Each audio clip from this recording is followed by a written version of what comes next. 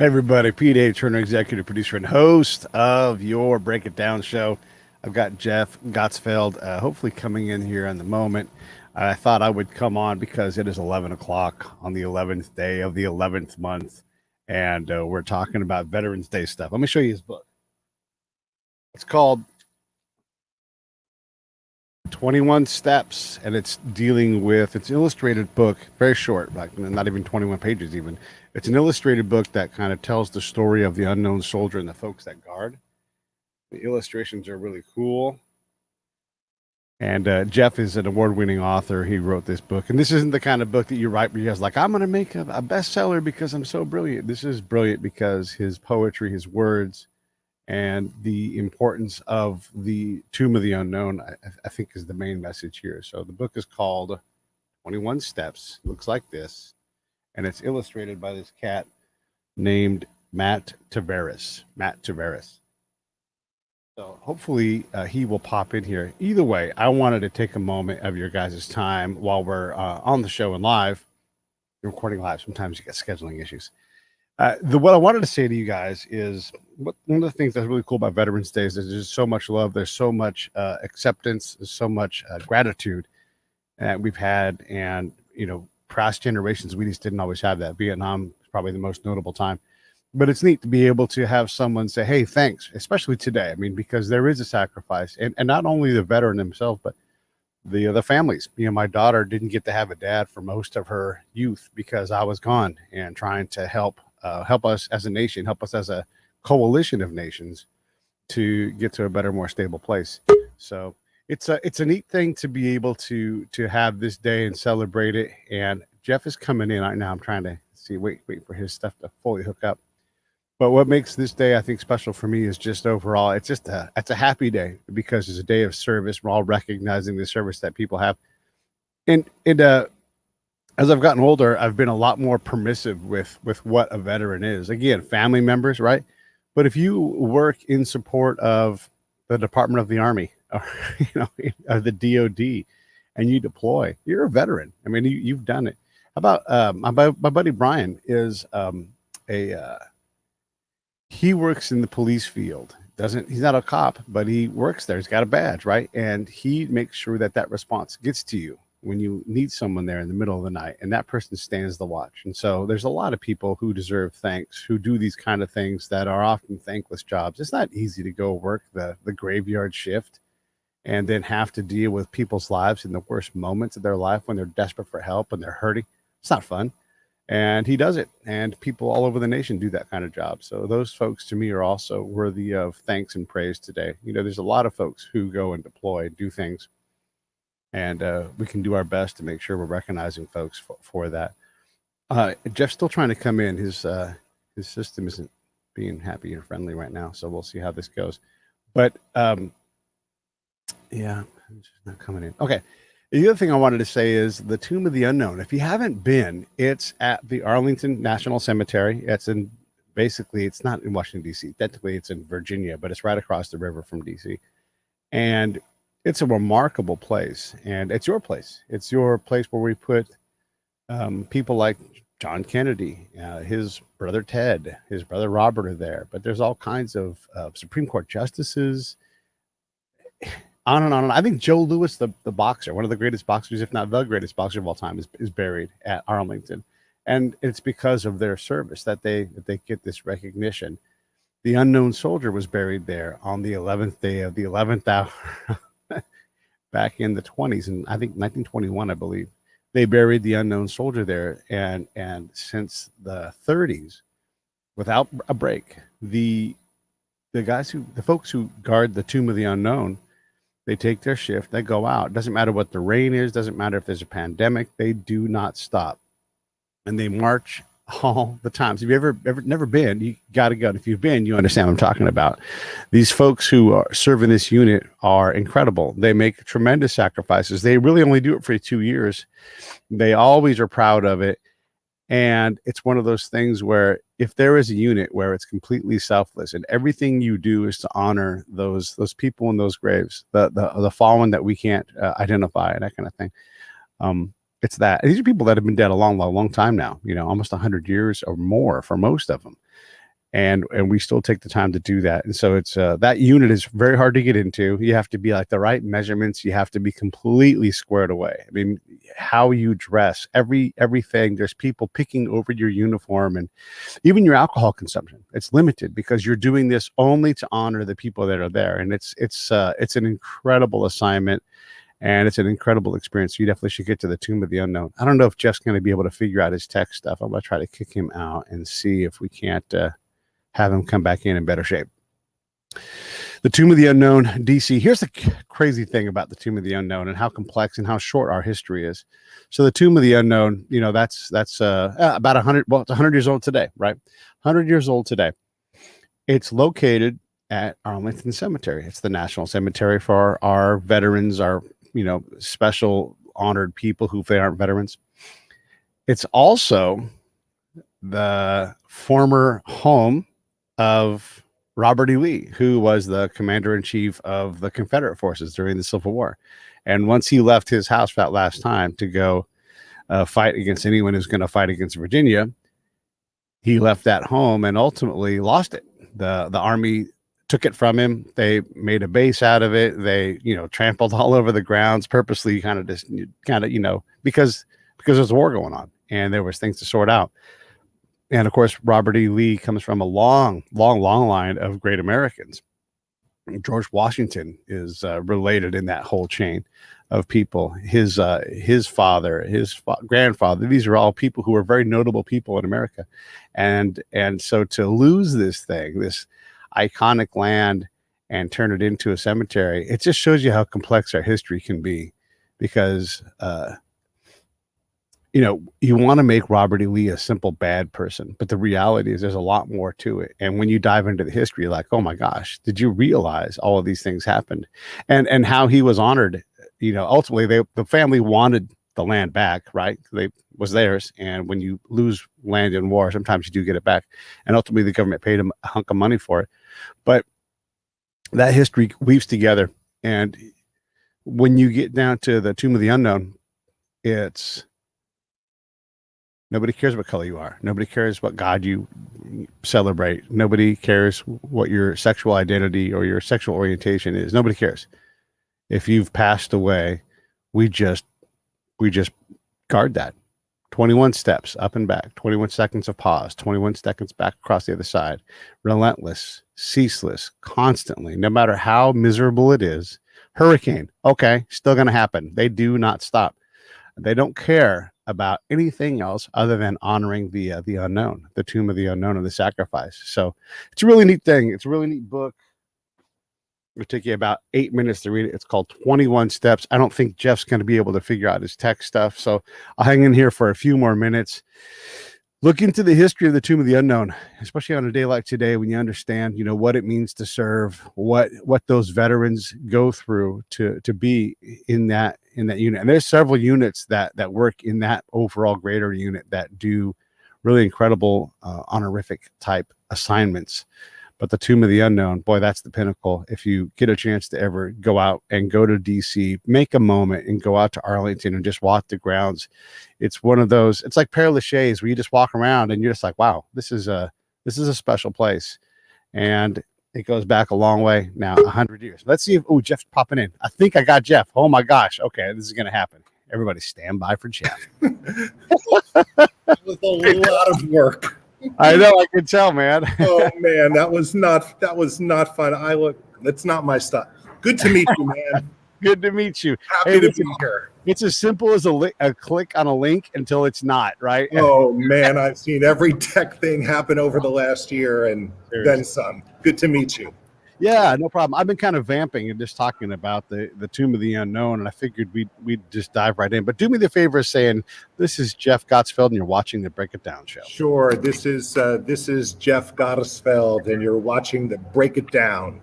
Gottesfeld. I got to get the E in there. Okay. You never know. You never know when you get these German kind of Yiddish. You kind of. But you nailed it exactly, dude. Yeah. Never know. Or like French. You're like, is it I? Is it E? Is it A? Whatever. Right. I never had as good a time as when I was in Germany, man. It was no sweat. Yeah. Gottesfeld. You're like, oh, that's right? No problem. Hey, this book is super cool. I love what you did. Right. You're an award-winning author, right? But this is primarily poetry, or would you call it prose? How would you classify what You you write? know, when you're writing a children's book Yeah. like this, you need to figure out a way to tell a complex story simply.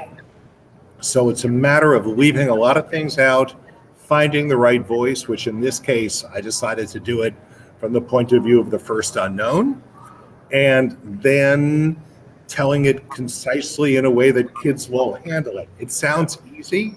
It's not easy. And then there are some elements of, is it poetry? Yeah, right. Is it? You just choose, you agonize over every word when you're Right. writing 850 words. I've written 85,000 word novels. All right, there's a bad sentence. What are you going to do? Right? It's the worst thing in the world. But this, you can't have a bad piece of punctuation. No, you cannot. That comma matters. That need to do something more than. Luckily, we have more punctuation now. So, when you really want someone, I'm writing something right now. I'm a bit of a writer myself, not at your level at all. But the first sentence is life. Period. Oh, really? Yeah, and because we all know what that is. Life. Yes. It's a complete thought, and I wanted a longer pause in that period, and so I made it a paragraph. You know what? That's perfectly kosher. Right. We have the ellipse now, the hard dash, all these different ways to put in context and everything. But you're right in this book, and I was going to ask you how many words it was, and I love that it's not even 1,000 words. 850, you said? Is that right? I guess 850, maybe 9. I'm not sure. Probably 850. Every word, and you've used some fancy words in there too. I mean, just reading through it, I'm like, wow, it's just really quality writing. And if nothing else, you need to hear that. That means a lot to me. Yeah. And what I've found with kids' books is you can push them a little on the vocabulary. They may not understand if I use a sentence like, but as the day faded in the gloaming, they might not get what gloam. They'll get it from the artwork, even if they don't know it exactly. If I talk about a bayonet charge, they may not know exactly what a bayonet is, but they'll figure it out. But I mean, this is a children's book, but really, this is a book anybody can sit there and grab off a coffee table and read and be moved by it. I mean, yeah, it's for kids, but it's like Laura Ingalls Wilder's books. Yeah, they're for kids, but you go ahead and read and you're going to enjoy it. I'm trying. That's my thing. I wouldn't recommend this for a parent to read it for a kid to a grade, a kindergartner before bedtime. Yeah. But second grade and up, no issues at all. I've spoken to veterans groups. I've spoken to senior citizens groups. I would say from age 7 to 107. Yeah. No, I love it. And then Matt Tavares, great choice, by the way. Great choice. How did you come across him for an illustrator? That's all for my publisher. When the secret is, if you're not an author illustrator and all you do is write, your publisher of picture books, Random House, Scholastic, whoever it is, they will suggest an artist, and they know a lot more about it than you do. Yeah. You can make the match, and I'm telling you, Candlewick, when they paired me with Matt for this book, they just smacked it out of the park. Not just for his quality, but the Sentinels Creed is, our standard is perfection. My standard was perfection, and Matt's standard was perfection too. He went to Arlington 3 different times from Maine. Winter, summer, autumn. To see it in different light. He went inside the Tomb Guard quarters. Right. He did it all. That's great. I love it. That willingness to do that. I mean, that's the respect this book and this story requires, though. I mean, you have to get this right. You think about, you must know a lot about the folks that guard the Tomb of the Unknown, their level of commitment. Words don't cover it, like what it means to be them and to be a team. And then ultimately everything they do is to honor the people, the fallen, the unknown. All the time. When those sentinels are out on the mat, they are being watched by other sentinels on closed circuit TV who are grading their conduct out there, the testing process to become a sentinel. I was talking, I did a program for the National Archive yesterday, and the other person joining me was Chelsea Porterfield, who had been Sergeant of the Guard. So Chelsea knows, and Chelsea was talking about the testing process. There are 200 things that they look for in the uniform alone, and you're allowed practically zero deficiencies on it. If you're gonna qualify and move on, it's so exacting. And on the one hand, you can hear people say, well, nobody's perfect.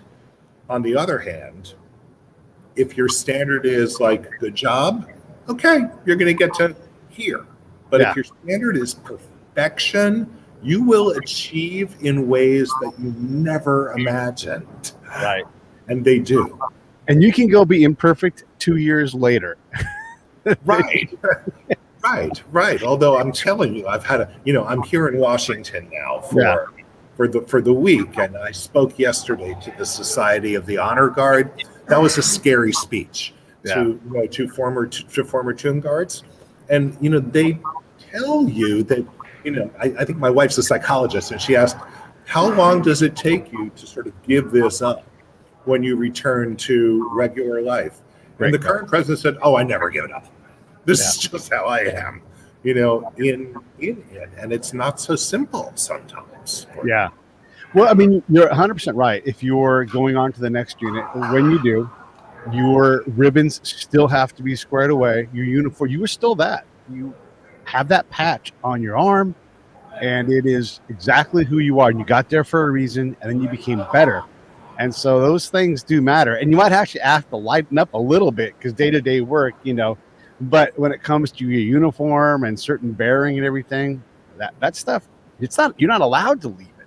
But well, what's really slick about it, Pete, is that generally in life, when we focus on being as outstanding as we possibly can be, it's to stand out. It's to be Novak Djokovic and win the U.S. Open. To be Serena. It's to be the highest level. These people, these men and women, they want perfection, so they don't stand out, so that they are all the same on the mat, nearly interchangeable, so that people will use them as a lens to look through at the tomb and make the unknown soldiers theirs. It's a remarkable thing. There's practically nothing like it. You brought up a sports reference, and you also used the word gloaming. So are you a Cubs fan? Are you throwing a little bit of a hat tip to Gabby Harnett and the homer and the gloaming? Well, this is just great because the Chicago Cubs are our family's team. I knew it. We were latecomers, I must tell you, but we have a W flag that we fly in Los Angeles for them. This was a tough season for us and for many of us, but we went to Wrigley 2 years ago. It was our first game, upper deck. Okay, and Jose Contreras fouls the ball up, comes off, hits a pillar, comes right in front. I put my hand out, bam! My first Wrigley foul ball. Right there. It was great. Yeah, I love the Cubs. Yeah, but I mean that's where that gloaming word comes from. I mean, no one remembers the song. I can't, but that's that poem, right? And so there is a connection there. You got a writer who writes something that's still relevant, at least to Cubs fans, 100 years later. And the word gloaming is a word used, and if you read baseball throughout a year, someone's gonna reference it, right? Well, I'm telling you, I've been looking for 7 years for a children's book to put the word in, and I finally had my opportunity. Yeah. When you learned about the guys who guard the folks who guard the tomb, there's a lot of sacrifices they make, no alcohol, that kind of thing. What stood out to you in terms of, gosh, this is and some of these commitments really do become or are lifetime commitments where they change their life to take this job. If you become a tomb guard, you're a tomb guard for life. Your badge number, your name goes up on a plaque inside the tomb guard quarters. I saw it. I mean, you were allowed to have a beer. What you're not allowed to do is get popped for drunk driving. You are allowed to use profanity, but don't commit a misdemeanor. And if that happens, you may well be stripped of your badge. It has happened. I've looked at the wall, there's the number, and the name is removed on it. They are representing something sacred for us. And I try to make this real for kids who may well know nothing going into my book.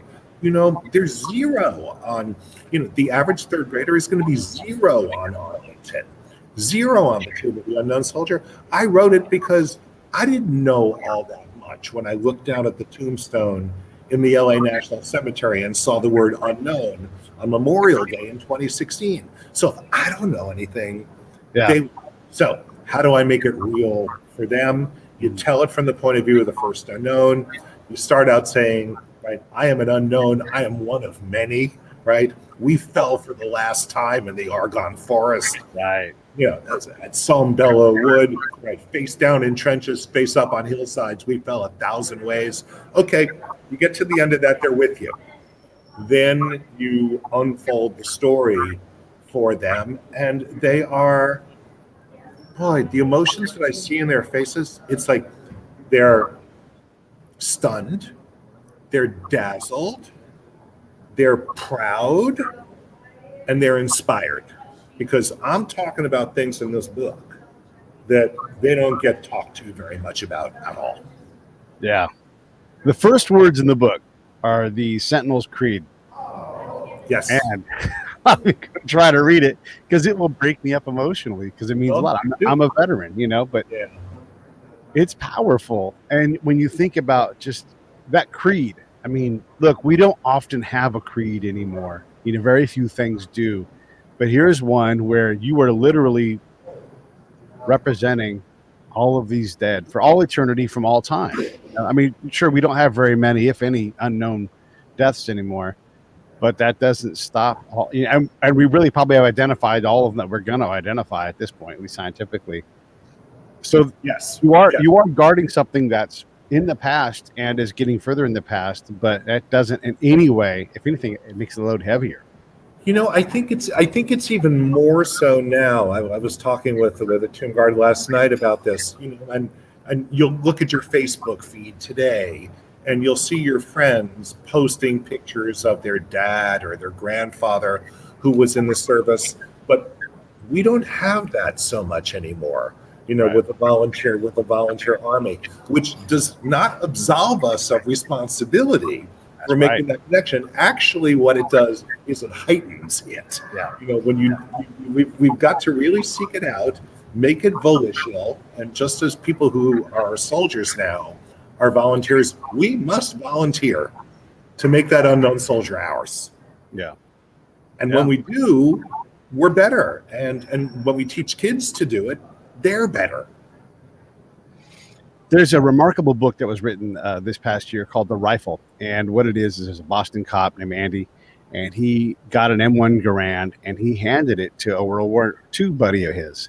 And the guy goes back in a time machine. He's like, there I was, And I mean, this book is so powerful. But the line through the whole book is he's looking for his namesake, his uncle, who died at Monte Cassino, I think it was. Yeah, right. And he, without design, by just searching, he finds two veterans are like, yeah, we were there the day that Corporal Andy died, and this is how it happened. Because no one really knew, because no one's got time to figure those things out. You think about that, and these folks don't have that closure. These families don't have that closure. But it's that times 100,000, 200,000, however many people it is that have gone with no story. Yeah, they're generally unrecognized. And I'll say this, I've traveled a great deal, first by Zoom and now in person, to talk about this book in classrooms. And the very first thing I do, and I include myself in the process, is like, I'll ask kids, okay, in this room, if you've got a brother, sister, mother, father, who are active duty military, or were active duty military, raise your hand. And of course, my hand stays down because I'm a complete civilian, which makes me a really imperfect messenger for this book, but all the same, I did it. So in, some classrooms, Eastern North Carolina, 65-70% of the hands go in there. Other classrooms, like I spoke in a school in Arlington here in Washington 2 days ago, 4 kids' hands go up. Wow. And here's what happens. The other kids, their heads are like, whoa. Yeah. And the jaws go open. And they had no idea of it, that they had military kids in their midst. You can't blame them for what they're not taught or shown. Yeah. But it's up to us to talk about it and show them. That's a responsibility here. One of the things that I talked about while you were trying to get on was the fact that when you're thinking a veteran, you're also thinking my daughter. She didn't get a choice. I had to go do what I had to go do. Her mom had to do the same thing, but she had to serve too. She had to grow up without a dad around a whole lot because I had to go do do the job. I want to do a book about that. Yeah, no, for sure. Yeah, it's really also folks who were cops who were going to go train Leo, people in Afghanistan, folks who work in this case, the Department of the Army or whatever it is. These are veterans, even if they didn't ever serve in the military. If you swear in and you go as part of the DOD at all, you're a veteran. Correct. And because we're deploying less people in terms of military people, but we're putting that load on other folks. And sometimes a lot of them are veterans for sure. Right. And it affects your entire family. And, and the kids, and the kids have a childhood which is really different, from what's seen as idealized. On the other hand, they've got a father or a mother who's an extraordinary example of selfless service. And my gosh, that's what we want our kids to embrace. And when your family doesn't have someone like that, we had a guy on the show the other day talked about his kid possibly deploying to Kuwait. And look, I'm hard on that. I'm a combat veteran. I'm like, yeah, whatever. Kuwait. He's in the Air Force. He's going to be fine. However, he really is deployed to an area that is considered dangerous. When you drive around, you have to do certain things because there is peril there, right? And so you look at that person on the wall, you're like, I have to remember they're there, they're serving. Your next door neighbor who doesn't have anybody in, you have to remember the person next door to you has someone who's deployed right now or whatever it is, right? Their uncle died, and that's what we're talking. And it's not just about death, but about the service overall. And you're right, we lose track of it. Right. So keep track, be aware, and be supportive of those families and those kids. At least when kids are reading 21 Steps, they're starting to think in that direction. And look, all you can do with a children's book like this is crack the door open. You push it open a little bit of the way, and then you hope that the kid and the parents and the teachers will take them the rest of the way and learn. It seems to be working. If the Biden administration, National Archives, is doing a program on 21 Steps and broadcasting it on YouTube Live, and you've got 30,000 people watching it. People want to do this. They're just not quite sure what the vehicle should be. So if my book is a little bit of that vehicle, I've accomplished my mission. Yeah, you are. And by the way, if you're homeschooling your kid, you can buy the book. There's a PDF that goes with it that has a whole discussion built into it, and it's all in there. On the page, on the screen, you can see the Amazon link, or just go to wherever and just buy 21 Steps. And even if you go through it, I promise you're going to learn something, because I know a lot about this stuff. And I read the discussion PDF, and I'm like, I just got a little bit smarter. Yeah, I learned. Look, imagine me coming to this story. I mean, I just approached it with the greatest humility of my life.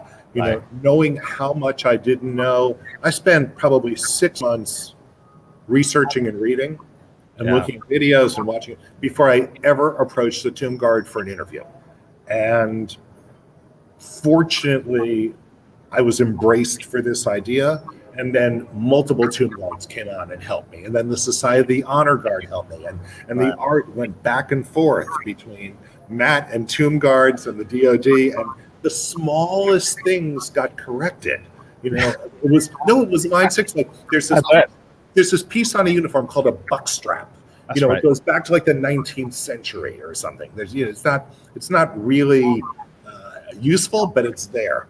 And in one of Matt's illustrations, like the buckstrap was like a little far from the body, and it was pointed out to him. Right. Nobody would have noticed. Yeah. We changed it, right? Yeah. We fixed it. The buck strap will be 1/4 inch from the top. It's like, How to be right. Well, you're questioning Colin Anthony Tomb Guard said Right. to me as I was researching this. He said, like, here's what I get asked all the time: isn't it too much? Isn't it too much that the buck strap has to be 1/4 inch and the medals are 1/64 of an inch, and there's all the 21s and the hat brims and the wedding the gloves, and isn't it just too much, Colin? And Colin's answer is, I'm out there on the mat and I look at the unknown, and the unknown gave everything. Yeah. The least that I can give to him is 2 years of my very, very best. Yeah. It's not enough. It's not enough. That's the other way, right? It's not enough. It's Right. not enough. It never can. It's an unpayable debt, but you go a long way to pay it by recognizing it and embracing it as important. Yeah. I know veterans really well, and I know guys who work at this level. I mean, these guys aren't special forces, but they are. They're very special. And one of the things that I know about us is, like, if it's going to be a rainy, crappy day and the suck is deep and there's so much suck, I bet those guys love it when there's a hurricane. They're like, I want to do the hurricane one, like, even though it's the worst. Or Chelsea told school kids that yesterday. She's like, my favorite time to be out there is when it's pounding rain. Yeah. And Give it to me. I think let me see if I can show this. Matt did this spread toward the end of the book, right? Which is a tomb guard in pounding, driving snow. That's when they want to be out there. They're out there quiet. And they told me, they listen for the voices of the unknown on the wind. Yeah. I use that line in the book. Is there any condition where they wouldn't go out? Is there anything? Have they ever come close?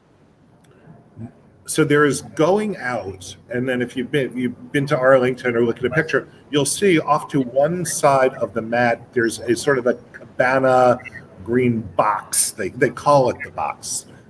If it's an electrical storm, they'll get off the mat and go in there until the storm has passed. But there has been someone on the plaza every moment of every day since midnight on July 2nd, 1937. Crazy. And there have been less than 700 tomb guards. So do the math. Yeah. Not that many people come on every year. It's rare to see one too. And when they put their Class A's on, if they don't wear, like, on their, their battle dress uniform, you're like, oh shit, I didn't realize. Hey, and then that's instant.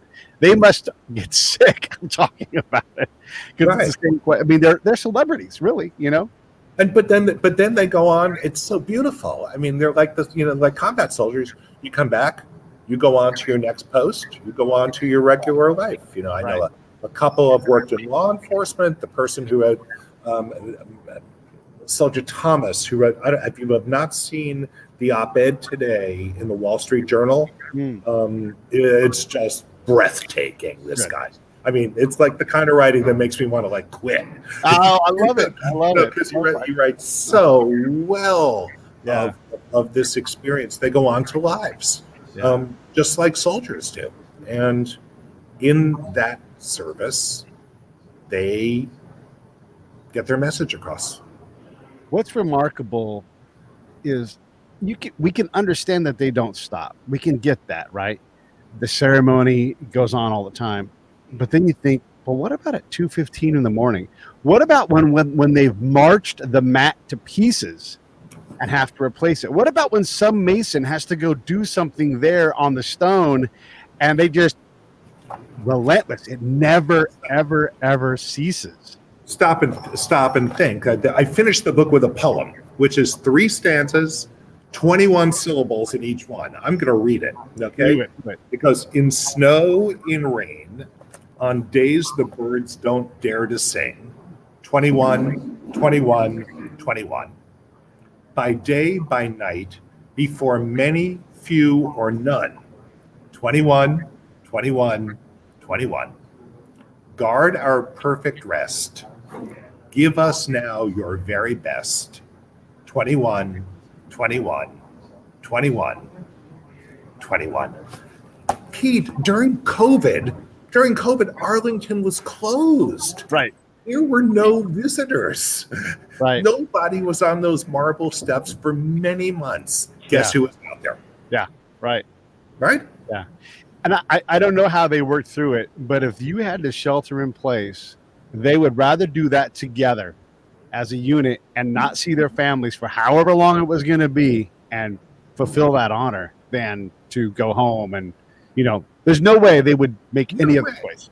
No way. They're committed to this, and they work really hard. So there's 3 reliefs of 6 people each, and they rotate. So it's 24 hours on, 24 off, and then 24 on during the week. And then I think it's a 72-hour break maybe over the weekend. But as Chelsea was saying yesterday, those 24, it's not 24. Because they come off, they have to ready their uniforms for the next time through, shine their shoes, oil their all the things that I don't know about that they do. It is a life commitment while you're doing this to do it. And you're not just ironing, right? Because that's quick. This is pressing with precision the exact thing. And you might have to heat up fabric to compel it to do the fold you want it to do on a new jacket or whatever. Like that strap, it just does not want to sit the way. You will spend hours making that fold perfect so that it's always perfect. So yeah, you're right. There's so much work in the details. And they shine their shoes for 5 hours a day because they were not in a trench, right, in the Argonne forest, right, shooting. Here's shining your shoes. Here's being the unknown soldier with his death. Fine, I'm going to shine my shoes. Yeah. The other thing is are they, I know they have arms, but do they have rounds? Are they truly guarding, or is that ceremonial? And has anyone ever done anything to require a guarded response? I mean, you're doing 21, like someone comes up and starts doing something, do you like, someone send a guard, I'm guarding, It's a good question and a couple of things. Yeah. Chelsea spoke about this yesterday. The rifle with the bayonet, it is not loaded. She did not say anything else about what other protection they've got up there or what other arms the tomb guards might be carrying. That spot is well protected.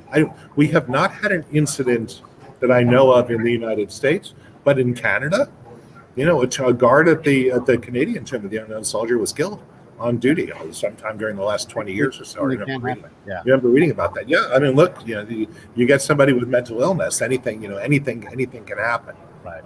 What you don't want to do at the tomb is make noise. No, because the tomb guard will step off the mat and will hold their weapon and will say, it is requested, that everyone maintain an atmosphere, right, of honor and respect. And you're admonished by a tomb guard once in your life. Yeah. You will never do that again. Yeah. There's a vibe when you get there. You can go talk and celebrate and clap Joe Lewis's grave, whatever you want. You go to the tomb of the unknown and you shut the hell up. True, but it's not automatic. And I was thinking about this today. Yeah. It's not somber. And, no. Yeah. And Arlington is not somber despite 400,000 headstones. It's different. Yeah. It's elevated beyond that. Memorial Day obviously is a day of memory and sadness, and Veterans Day of respect and honor. But it's sort of like respect rolled into honor, rolled into a little bit of grief, rolled into awe is the best word that I can come up with for it. Sort of fearful in an old biblical way when you're there, like in the sense of fear of God. You're not afraid, but it's like, oh my gosh, there's this thing so much bigger than I'll ever be. And here I am witnessing it. Yeah. And I'm still standing, you know? I mean, it's a beautiful place to go and contemplate and be in awe. One of the, it's like probably a battalion commander or something like that. He's buried somewhere, and his soldiers like, we want to be buried with the old man, and not with him on top of him, but like there is their little regimental area, you know, and it's like they are still together in rest. All of the justices from the Supreme Court that are there, you know, you see these incredible lives. Ted, Robert, John F. Kennedy. I mean, I had an amazing experience there on Tuesday, which I'll try to share quickly. Yeah. So I have a writer colleague of mine. She's about my age, named Michelle Green, and Michelle's mother, Pearl, is 97 years old and in a wheelchair. Pearl's husband, Michelle's dad, was Major Eddie Young, Tuskegee Airman. oh wow. Flyer in World War II and Korea, and then Special Ops Vietnam. He's buried in Section 54. Wow. So Tuesday and Wednesday, Arlington permitted you to cross the plaza and lay flowers at the tomb. Between where the tomb guards usually are on the mat and the tomb itself, they had a velvet rope, and I was able to place flowers with Michelle Green and Pearl Young, and I'm still shaking in the aftermath of it. It was such a holy moment out there.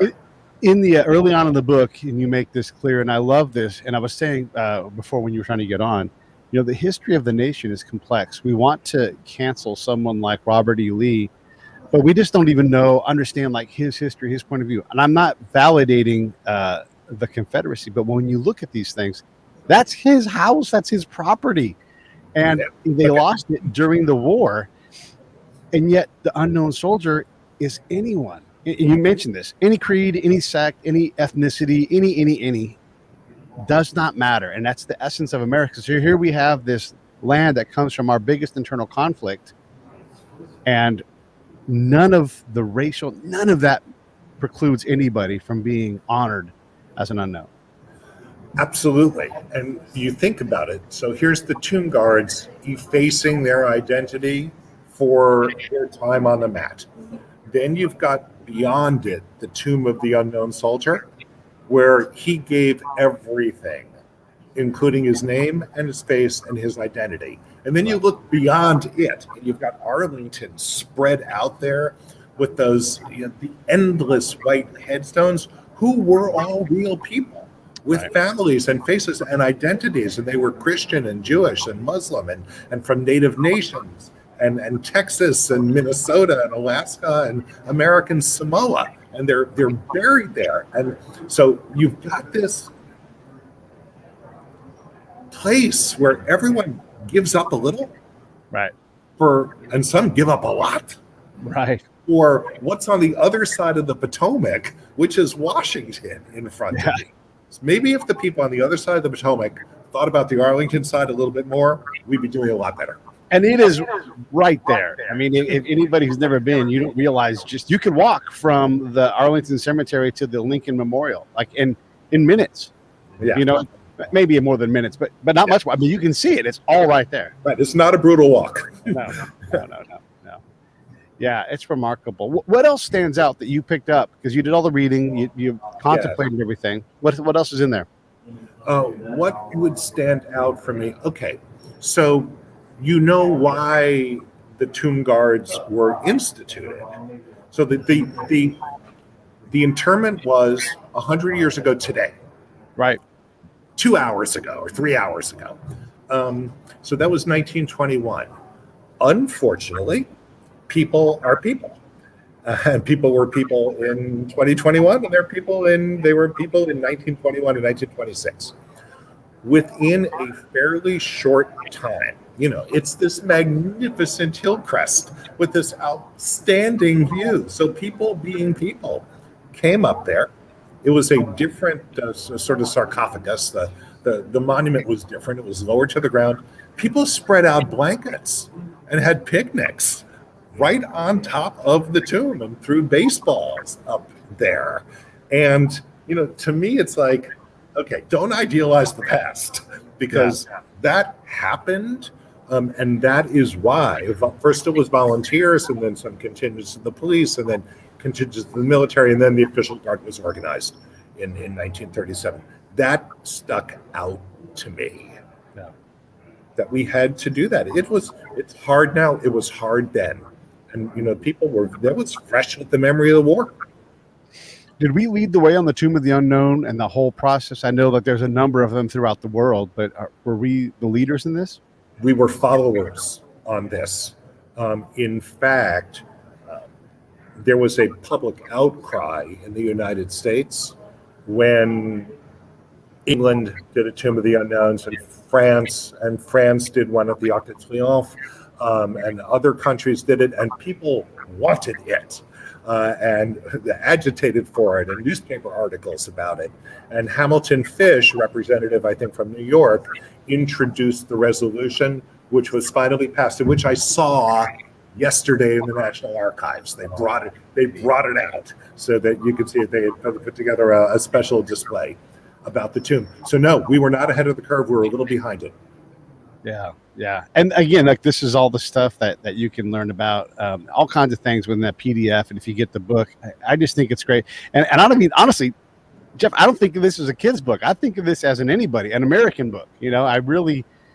The work that you guys have done, and I say you guys because it's not just your words, the illustrations from Tavares, it's a lot, and it's a tiny book. Oh, here's a question. Yeah. Why not 21 pages? Why were there more than 21? Nah, children's books are typically 32 or 40. Okay. That's the spreads on which they're 21 pages. It would have been tight. It would have been tight. No, I agreed. We wanted the room for a while. I was like, okay, I'm going to do this whole book in 21 syllable couplets. No, I can't really do that. I'm not that good a writer. That is beyond me by a lot. Yeah. But I did manage to make that. I did make that final poem. 21 syllables each, and it's opposite this depiction that Matt does of the tomb in snow in winter with the inscription on it. Yeah. Just in general, how long is the work shift for a guard? How long do they? Are they on for 12 hours? So they'll do. So their shifts are 24 hour shifts, and they may be on the mat depending on how many people are available. It is possible that they will go up, a half hour on, a half hour off, a half hour on. You've been to Washington. It was built on a swamp. It's hot out there. In the summertime, and they will serve up to 2 years, but it's not obligatory. They may be reassigned to something else, and they'll move off, which is why the tomb guards are always testing and always training. Yeah. And though you get to walk the mat, you may not be given your badge just yet. You may still be in that process to be awarded the badge. And you'll see, I think all enlisted ranks are represented out there. I mean, just because you're a sergeant major doesn't mean you might not take your turn. It's sure there's younger enlisted guys, but there's older enlisted guys too. Yeah, I believe that's true. I mean, look, you'll see what the guard changes as well. But they're all enlisted people. There's no officers. Right, no officers. Right. And then the other thing that I know, and we'll wrap this up, but the other thing I'm curious about, because you said like DC is hot. It's a swamp. And I consider it like a 3-shirt day kind of place, right? And I've been in parades with my uniform on, and let me tell you something. If it's anything above 70, I'm sweating through my sweatshirt, and I'm sweating into at least my outer shirt, right, of my uniform. It's not hard to burn all the way through a jacket. So how many uniforms? And you got to dry clean this stuff. This is not tumble in the dryer. How many uniforms are in that back room? That's a great question. I'm not sure, but they've got uniforms for everything back there, all kinds of weather.